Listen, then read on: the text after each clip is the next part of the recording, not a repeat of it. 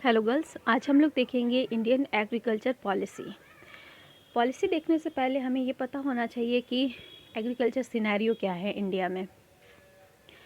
तो agriculture is the largest provider of livelihood in rural India's, क्योंकि maximum population rural areas में ही रह रही हैं। उनका फर्स्ट ऑक्यूपेशन जो है वो एग्रीकल्चर है। एग्रीकल्चर और उससे अलाइड सेक्टर पर ही वहाँ पर लोग लगे हुए हैं। तो अगर हम इसमें एग्रीकल्चर का जीडीपी में पार्ट देखें तो 25% कंट्रीब्यूशन है जीडीपी में एग्रीकल्चर का। It contributes 25% to India's GDP. तो यहाँ पर जो फार्मर्स हैं, इंडिया के जो फार्मर्स हैं, वो स्टिल अभी भी जो उनका इरिगेशन का मेथड है, सोर्स है, वो मानसून है। So it is still depend primarily on the monsoons. अगर हम बात करें कि यहाँ पर जो बहुत बार यहाँ पे सूखा पड़ा है इंडिया में, जिसके वजह से यहाँ की प्रोडक्टिविटी काफ़ी डिक्रीज़ हो गई, घट गई, जिसकी वजह से यहाँ पर फूड ग्रेन के लिए सामान बाहर से मंगवाना पड़ा। तो अगर हम इसके फैक्टर्स देखें, फैक्टर्स अफेक्टिंग एग्रीकल्चर, कौन कौन से ऐसे फैक्टर्स हैं जो एग्रीकल्चर को इफ़ेक्ट करते हैं। तो सबसे पहले है small and fragmented land holdings. यहाँ पे जो लैंड है, लैंड होल्डिंग्स है, वो बहुत छोटी हैं और फ्रेगमेंटेड है, यानी बहुत बिखरी हुई हैं, इधर उधर फैली हुई हैं। Depends on the monsoon. जो इरिगेशन का मेथड से वो स्टिल मानसून पर डिपेंड कर रहा है, बारिश पर डिपेंड कर रहा है।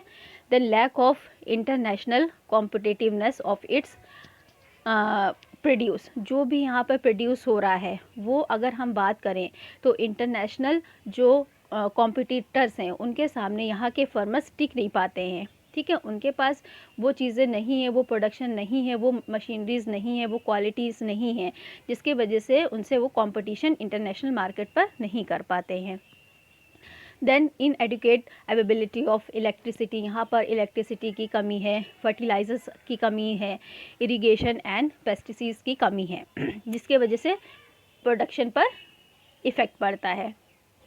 Then poor access of the farmers to good roads, market infrastructure, refrigerated transportation of goods, इन सब की भी कमी के वजह से जो हमारे फार्मर्स हैं वो टाइमली उस प्रोडक्ट्स को मार्केट तक नहीं पहुंचा पाते हैं, क्योंकि इंफ्रास्ट्रक्चर की कमी है, रोड की कमी है, सही ट्रांसपोर्टेशन की कमी है।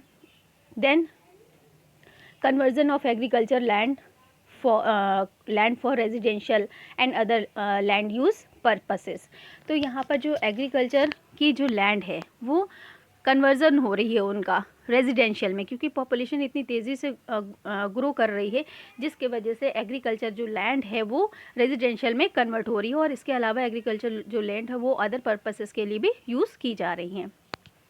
अब इसके हम अगर पॉलिसीज़ पर देखें कि क्या क्या इस पर काम किया जा रहा है या हो रहा है, तो सबसे पहले macro management in agriculture planning, macro MACRO, macro management in agriculture planning. यहाँ पर this represent a major shift from the programmatic to the macro management mode of planning and implementation